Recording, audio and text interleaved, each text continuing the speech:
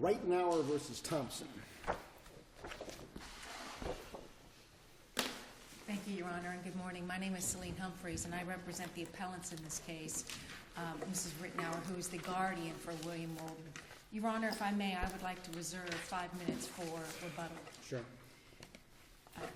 As the court knows, we're seeking reversal of a summary judgment that was entered, a summary judgment that was requested by the defendants. There are essentially two errors requiring reversal. First, and arguably most important, the summary judgment is error in this case because the question of whether or not a bad faith action can later be brought by a bankruptcy trustee is not an issue in a negligence action. I provided the court in our briefing one of many cases documenting the black letter law regarding the elements of a negligence action. As chance would have it, it happens to be a case that Judge Northcutt, you were on the panel, and we all know the elements of a negligence action are: is there a duty? Is there a violation of the duty? Did it cause injury, and were there damages? None of that, importantly, none of that, not one of those elements was tested by the summary judgment motion. Instead, the argument that they raised is in fact a defense to a later bad faith action. And that's the point. You got leave from the bankruptcy court to proceed to the extent of insurance coverage. If you want a bad faith action, you have to go back and reopen the bankruptcy court and get another leave, apparently, right? Correct. And so their argument is that the most you can get is $300,000 because that's insurance coverage, so here we're going to cough it up, and that way nobody has to go to trial. Correct. So what's your response to that? Our response is by doing that, they wholly eliminated the entitlement to the bad faith action. I heard your point saying that they were simply saying it's just the policy limits, that's it. But they went further than the way you just phrased it. What they told the trial court, and in fact they quoted it in their answer brief, the trial court held there is no bad faith action. Now I am aware that bad faith law is in flux, and the question of is that really a question for the later court to determine did this trial court have the opportunity to do that. But remember, in order to ever trigger that bad faith action, Your Honor, we have to have a factual finding that the damages exceed the policy limits. Did the trial court, the bankruptcy court's order prevent you from seeking a verdict in excess of coverage, or did it prevent you from having a judgment entered in excess of coverage? The bankruptcy order or the summary judgment order? No, the bankruptcy court. The bankruptcy order didn't even speak to that question, if I'm understanding you. The bankruptcy court discharged the tortfeasor. When we came back on motion, we said, please hold on, well, first of all, let me say it better. A stay was entered when the tortfeasor filed bankruptcy according to the rule, right? So we went to the court and we said, we understand you're going to enter a discharge liability of the tortfeasor, but please let us keep chugging along to obtain a determination of the value of this case so that we can know whether or not there will ever be a bad faith action. And the trial court said, okay, fine. Now there was an argument by defense counsel below trying to make a distinction. Well, the bankruptcy court allowed only an excess case perhaps and not a bad faith case. I think defense counsel is not making that kind of argument because I didn't understand that. But the order, and I'm going on a little bit, Your Honor, but the order that I provided you in the appendix said, proceed, get your determination, and then, if a bad faith case is right, file your motion for permission to go forward on that. Now, it really wasn't done in this fashion in this case, but this is sort of a what if. If they had filed a motion for summary judgment saying, the policy limits are $300,000 and it should end now because there's no possible question of fact that could ever arise in a future lawsuit about bad faith. And therefore, that we don't need to waste the judicial resources on a jury trial because that cause of action is never going to take place because it hasn't been ponied up right or whatever. Could they do that? I'm not trying to be cutesy with you, but I think that's actually what they did. I think the way you're phrasing it is you're talking about... their motion for summary judgment should have proven beyond question of fact that you could not establish a bad faith claim. And that's why I qualified. So I guess I was kind of jumping to the chase. If they had done it that way, would this be a different case? That would be just as improper.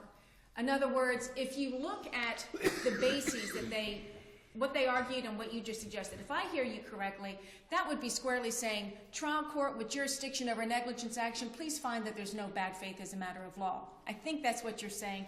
That would be squarely improper. This is the same as that. They said, excuse me, trial court, I would like you to consider this defense to a bad faith case and find that a bankruptcy trustee can never come forward on a bad faith action when the tortfeasor has been discharged from bankruptcy.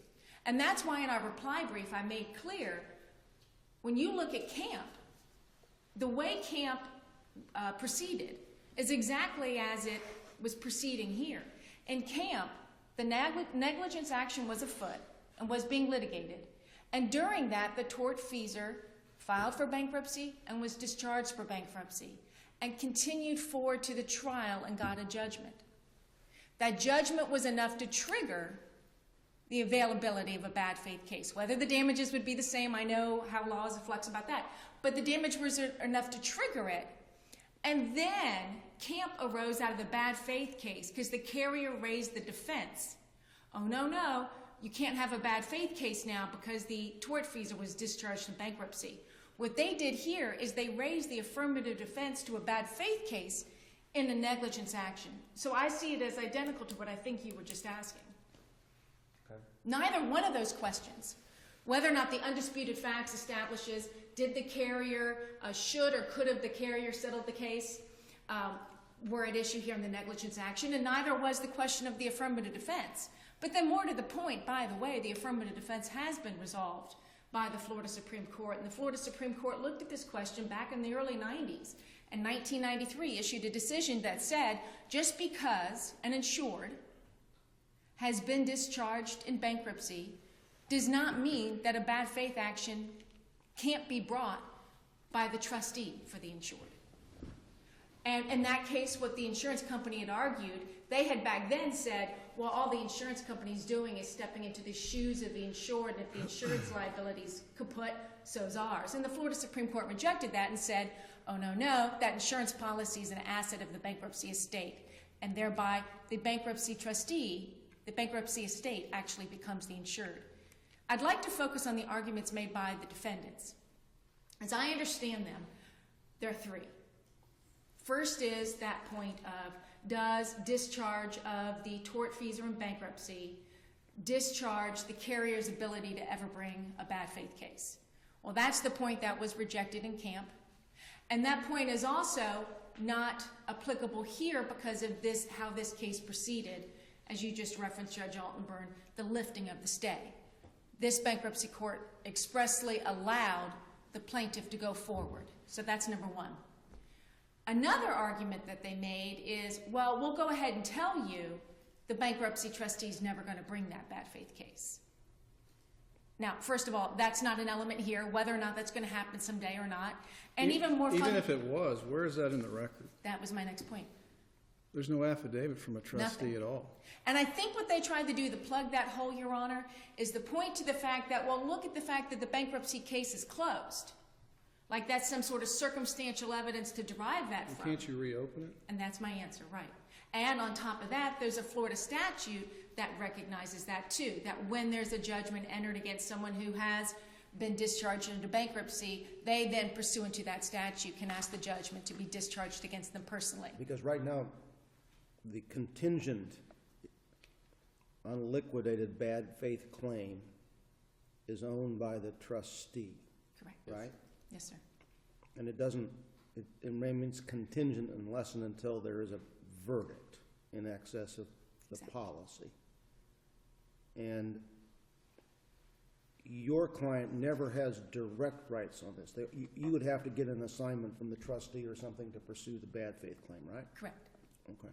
Right. But again, we're not even there. Right. Either way, wouldn't the trustee be able to pursue bad faith in order to pay off other debts, even if it's not assigned to Wrritenour? Exactly. But again, all of that, we don't know how that's going to shake out because we haven't gotten there yet. Heck, even though it's a brain injury case, maybe the jury won't return a verdict in excess of $300. We're not there yet. It sounds like the alcohol defense could be some issue of concern for it. I wanted to address that, and I wanted to be careful in addressing that. It's not really an issue in front of us. That was my concern, that it would be vetted so much on appeal when it was not vetted below. But that's just a risk you take. If you want to go Well- forward with this, we don't know whether that's a good risk or bad risk. And Well, that's where I'm struggling, to be honest. I've appeared before you many times. I've been an appellate lawyer for a long time, and I mentioned to tell you stuff about how this accident happened that renders that completely irrelevant. I can't. It's not in the record. But trust me when I say there's a serious amount of vetting that's going to happen regarding those facts, and that still needs to be allowed to Well, you happen. can assume that we know that it was a hotly contested case. There are defenses. Yes, but you can also look at the fact that this, I completely agree, and to the extent that they vet all of those facts in the answer brief, this is here on a motion where they conceded liability. So when they talk about, Did they do that? yeah, remember, that's what was kind of weird, yeah.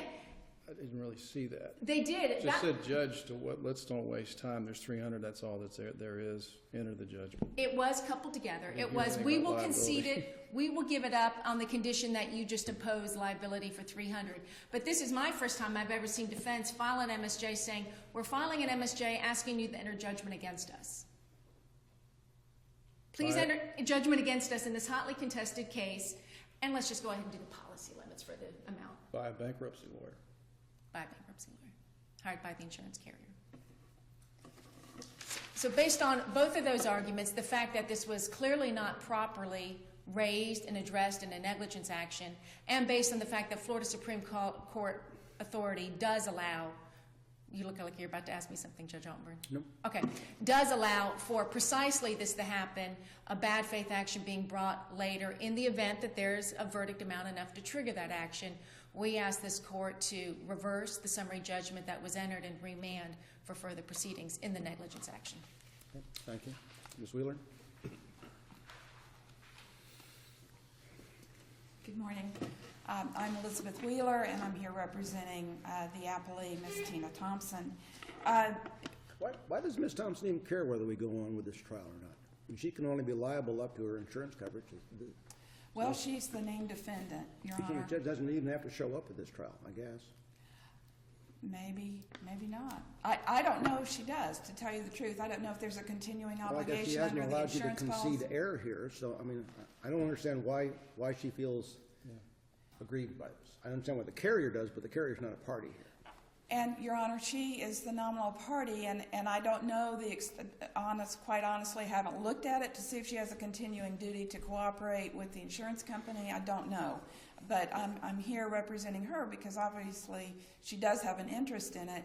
And the reason why I think this summary judgment should be affirmed, I tried to argue it in the answer brief, and hopefully I did, but there are distinctions that I believe that separate the camp situation from what we have in this case. If they want to go to trial to find out what the total damages are,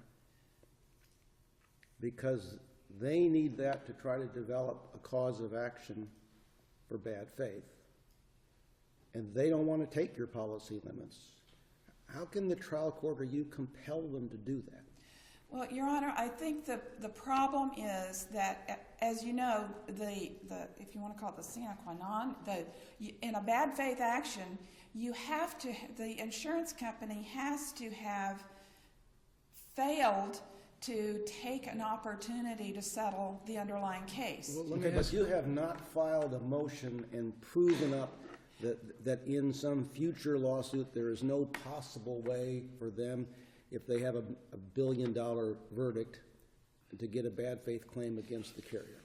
Your Honor, Right? I don't know that anything's been filed, but there was absolutely argument at the summary judgment hearing by defense counsel to the effect that the policy limits had been offered, and the record shows they've even filed a motion for attorney's fees in this court attaching proposals for settlement a month before the bankruptcy was filed, showing that they were demanding $2 million.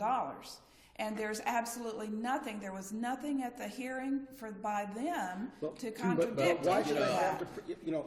to, at best, not Ms. Thompson, but if they intervene, the carrier could try to prove at this point that there could never be a bad faith cause of action, and therefore it's a waste of resources to have a jury trial, and so enter a judgment for this now.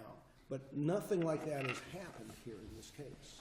Well, let me go beyond that. Let me suggest that I've never seen a motion for summary judgment or a summary judgment premised on the suggestion that it's just a waste of time.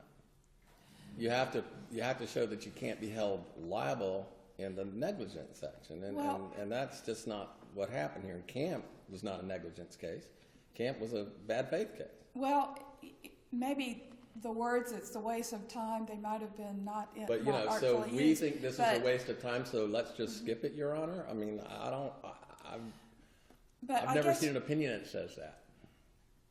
I don't know that anyone has. I'm sure you would have cited it. Yes, too. I would have. But I don't think that is the issue. Is there's absolutely nothing in this record to show that predicate fact exists, that there was an opportunity to settle for the policy limits. But that's not what the underlying case is about. No, it's not. So no, it's how not. do you get summary judgment on an issue Well, that is not even... I guess, Your Honor, what is the point of going forward to get an excess judgment if it's not...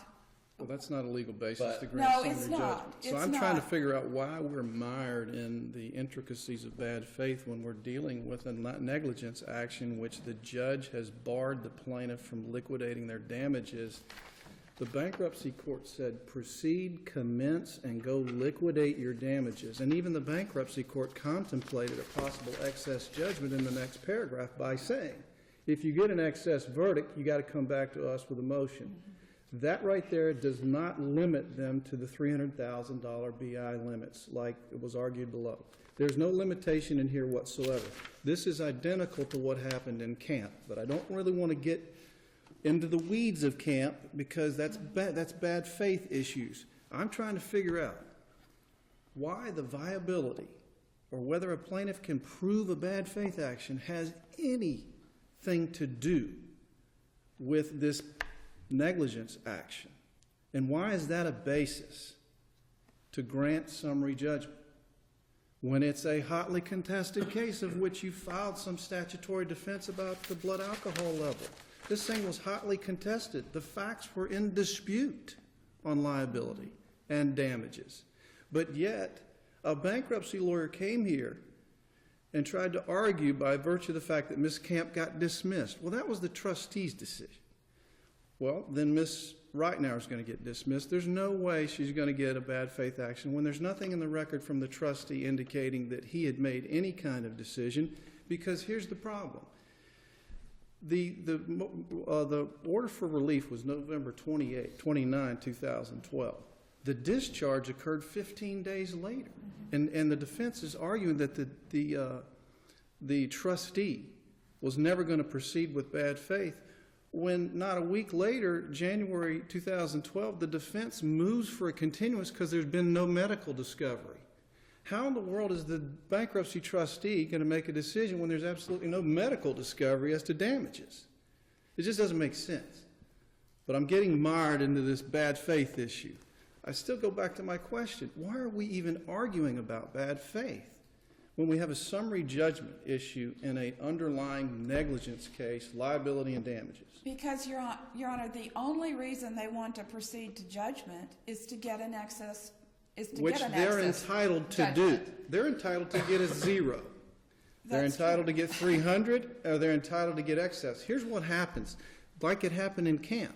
You're entitled to get that excess verdict. But here's what happens is when they file the subsequent bad faith action, you're entitled to file a motion to dismiss and say that the carrier offered it and that the trustee was never going to do it. And ultimately, it's up to the trustee whether he's going to pursue it and whether he's going to assign it to Ms. Wrritenour or not, or whether he's going to keep it with Ms. Thompson and distribute it throughout the estate to pay off debts. That hasn't happened, and if we let this stand, it will not happen.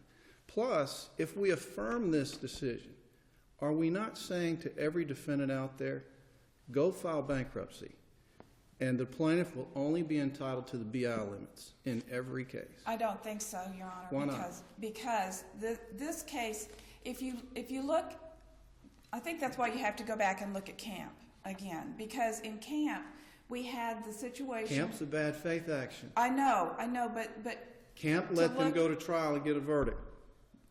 That's correct, but that was after there was an opportunity given to the carrier had the opportunity to settle for the policy limits after the settlement bankruptcy was negotiations filed. are relevant to the bad faith action. They're not relevant to the underlying negligent action. Except That's why the Supreme Court mentioned it, because it was a bad faith case. But what I believe is relevant in Camp, and I think if you read it, one of the questions was, the first question posed in Camp It's a standing issue. is whether the discharge of the insured precluded an injured party's or bankruptcy trustee's subsequent bad faith cause of action. And it doesn't. But then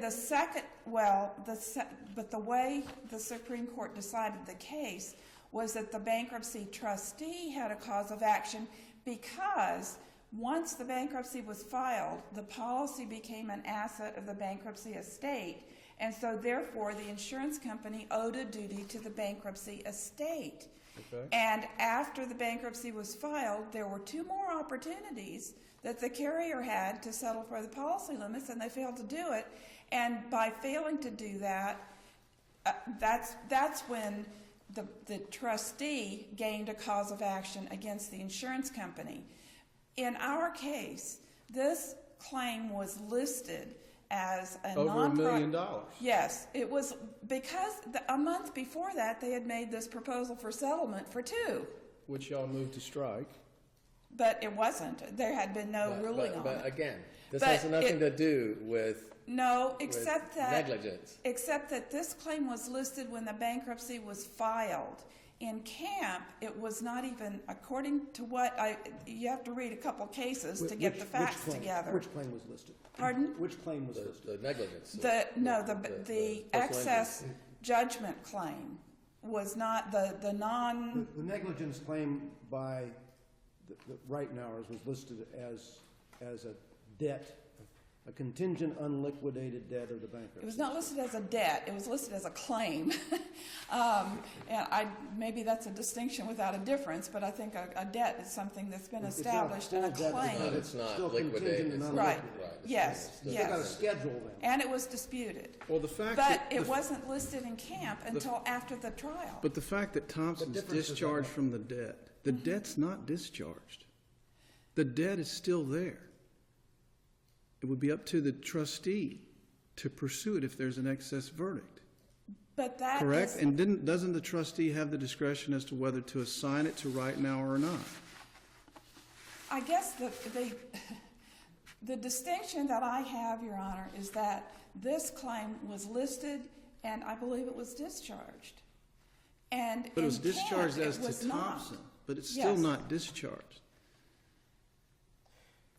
And Let me make it simple for you. all right, Okay, let's assume that after this accident, right away, Writenauer sent you a 30-day time demand letter and said, we will settle for 90% of policy limits, and the settlement did not take place.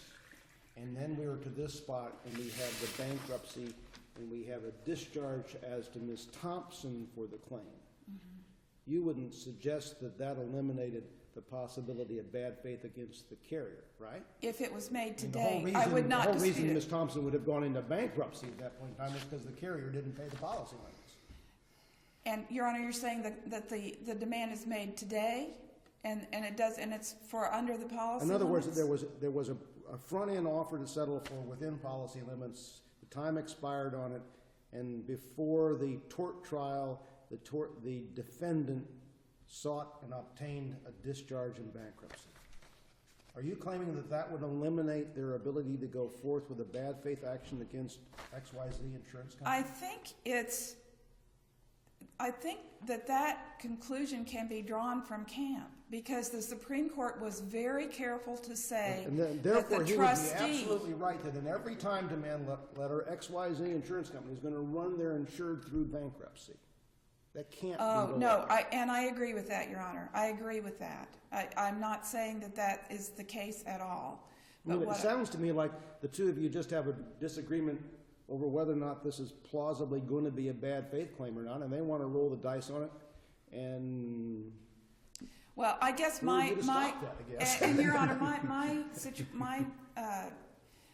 their argument all along has been we're entitled to liquidate our damages, and they want to ignore this predicate requirement that there first has to be an opportunity to settle within the policy limits. in that underlying when negligence. they bring the bad faith claim, but they're just trying to liquidate their damages here and see what it gives them. And But if, Your Honor, if bankruptcy that- court didn't prevent this. If the bankruptcy court had a more express order that says, that allowed you to do this, it might be one thing, but they just allowed it to go forward. But they had no knowledge of the facts either, Your Honor, so far as whether there had been an opportunity to Right. settle. I mean, they weren't addressing And that. when was that litigated? This preliminary bad faith claim? None. None.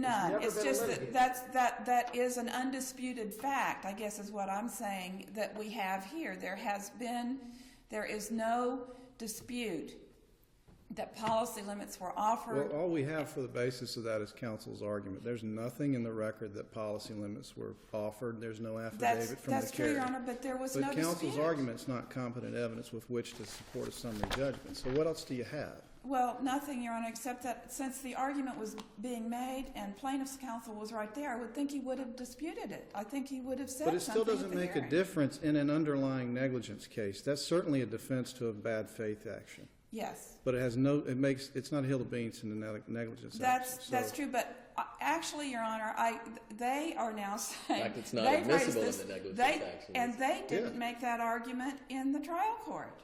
That argument was not made until the reply brief in this case. So if they're trying to oppose a motion for summary judgment, they have to make the arguments to the trial court. That argument was not made to the trial problem is court. I've just never, ever seen a motion for summary judgment to allow me to pay, Your Honor, I don't. to have a judgment in a specific amount entered against the plaintiff against their will. I mean, that's just a theory I've never, ever seen before. Well, I've never seen a motion for summary judgment like this either, and probably nobody here has. But I have to say that I thought it was a very interesting issue, and under the circumstances of this case, I can't say that that it's an across-the-board situation, but under the circumstances of this case, it was appropriate because certainly with what we do know about the facts of the accident, and I have to say that the reason why we brought out more of the facts of the accident, more of the facts of the case in our brief is because the very first sentence in the initial brief, this appeal arises out of a summary judgment that was entered in a negligence action involving significant personal injuries which are indisputably valued at a minimum of $1 million. I had to refute that, Your Honor, because that's not the case. Well, then So there's no summary judgment. Pardon? Then there's a genuine issue of material fact. That's not an issue that is relevant to the summary judgment, I do not believe. But I have to, I couldn't let that statement stand in light of the record that we have. So I have to admit that if there was no possibility of bad faith as you represent, and I'm the lawyer who gets in to come in to defend this claim for a defendant who cannot be liable, I've just been given the greatest gift on earth. I get to go try a case that I can't lose. well, there's that. But I think that what he was trying to do was to do the best job he could do for his client, Ms. Thompson, who, to have this behind her, if nothing else. She is a litigant too. She has. But she at least knows that she has no risk of liability to her person at this point in time. That has been concluded by the discharge. Yes, but for many reasons, and not the least of which is that they proceeded under camp. That is the whole basis for their argument that they're entitled to go forward despite the bankruptcy and liquidate. But if they're going to do that, then they have to look at the facts of camp, and I believe that the camp decision was fact-driven. We've attempted to show you in our brief how those facts are distinguished from what we have in this case, and why the camp decision, because there was an opportunity to settle for the policy limits after the bankruptcy was filed, that is what drove the decision in camp. And so for all these reasons, we believe that the summary judgment should be affirmed. Thank you. Ms. Humphries?